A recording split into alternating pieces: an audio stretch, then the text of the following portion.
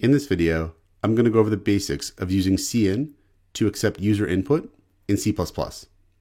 So cin is included in the IOStream library, like cout, and we can use it to accept input from the user on the terminal, or what we might call the console, by default.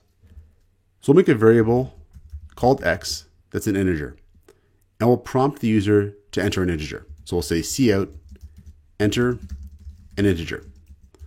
Then we'll use cin to actually accept an integer from the user. So we'll say cin greater than x. So cin is what's called the standard input stream object. And this greater than here is what's called the stream extraction operator. And when we use cin, we're going to be able to accept the value and store it into x here. After we've done that, we can actually output the value. So we could say cout, you entered the integer, and we'll output x. So we'll save this and run it to test it. So after we compile it, we'll be able to enter an integer, say for example 5, and now we get you entered the integer 5.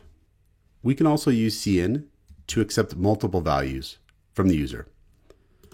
So for a second here, let's comment this out. And we'll make two more variables for height and width. So we'll say double height is equal to 0 and double width is equal to 0. And we'll make one more variable to store the area of, let's say, a rectangle, which is going to be the height times the width. So we'll say double area is equal to 0. Now we'll prompt the user to enter both the height and width. So we'll say cout, enter height and width, and we'll say separated by a space. And then here we're going to use a cin to accept both the height and width from the user. So we'll say cin height and width,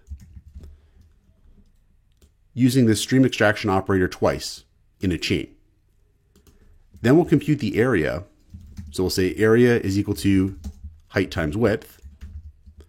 And then we'll output the height, the width, and the area. So we'll say cout height times the width is equal to, and we'll output the area and a new line. So if we save and run this, we'll actually be able to enter two values separated by a space. So if I said 5 and 10, we're going to get 5 times 10 is equal to 50. So now the way that cin works is that it basically ignores the white space that's preceding the values that it's trying to accept. So for example, let's run this again. And this time what I'll put in is a bunch of spaces. I'll hit enter several times. I'll hit tab and I'll hit space. Then I'll put in 10. Now I'll put a few more new lines by hitting enter, some more spaces, some more tabs, and then I'll put 30. And now I'll hit enter. And it actually works. We get 10 times 30 is equal to 300. And all of the white space preceding each of these values that we're trying to extract with cin is basically ignored. So that's one thing about the behavior of cin we should understand. So I'll very likely make separate videos on the topics I'm about to show you next, but I thought I'd cover them a little bit in this video, given that you may see them if you're learning C++. So one thing that can happen is that we enter a value that doesn't match the variable type that we're trying to store the value into. So for example, let's say that for this integer here, we enter something like a string instead.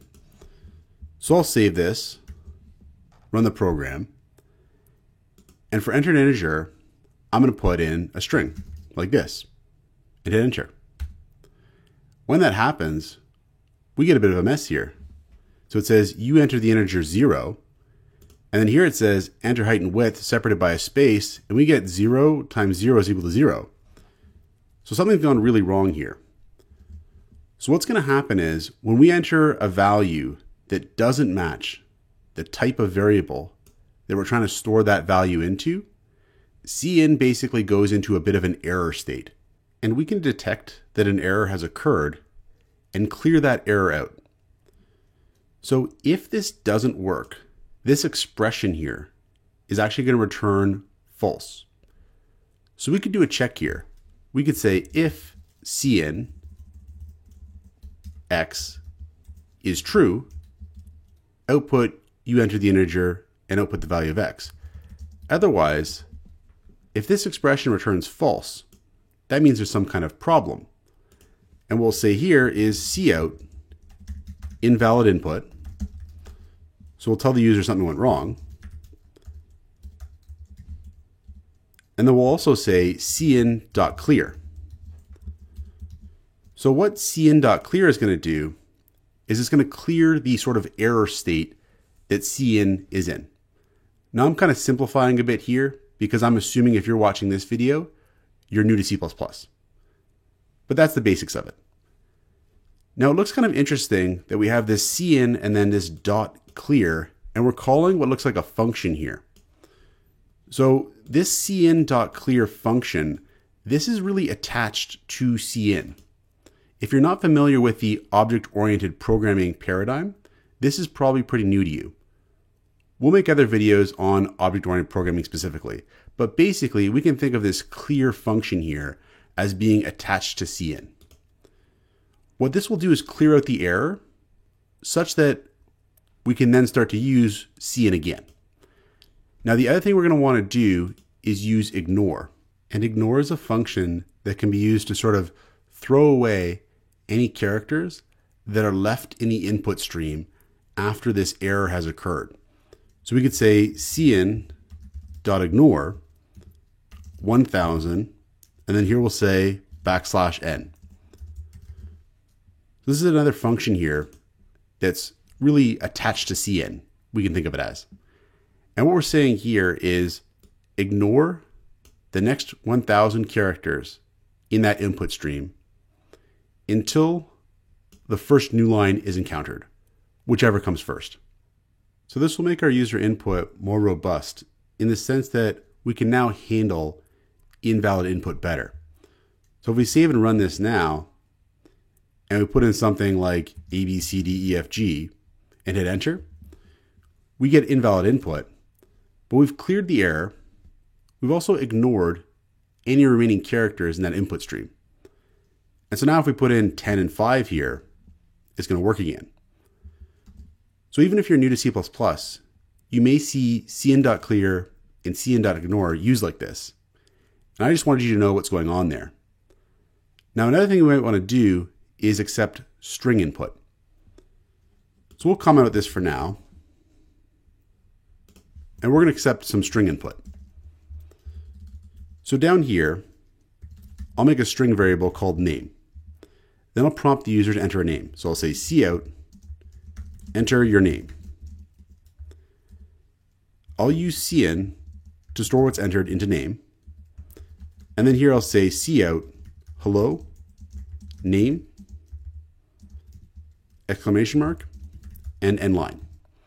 So when we save and run this, I'll be able to enter my name, say Kevin, hit enter, and we get hello Kevin. And everything seems okay. But if I run it again now, and I type in Kevin space Brown and hit enter, we just get hello Kevin. So again, we've got a bit of an issue here. And what's going on here is that when we use cin to accept string input, it's going to stop at the first space character that's encountered.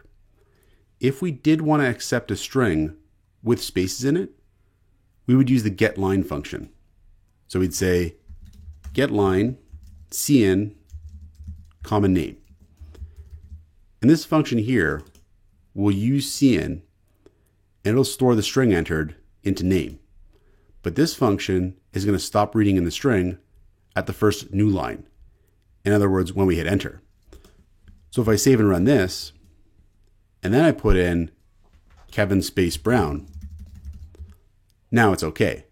We get hello Kevin Brown. So the last couple things I showed you was a bit of a look ahead.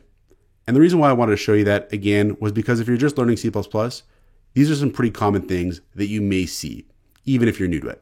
And that's what's going on there. So that's the basics of using cin in C++ to accept user input. Check out portfoliocourses.com, where we'll help you build a portfolio that will impress employers.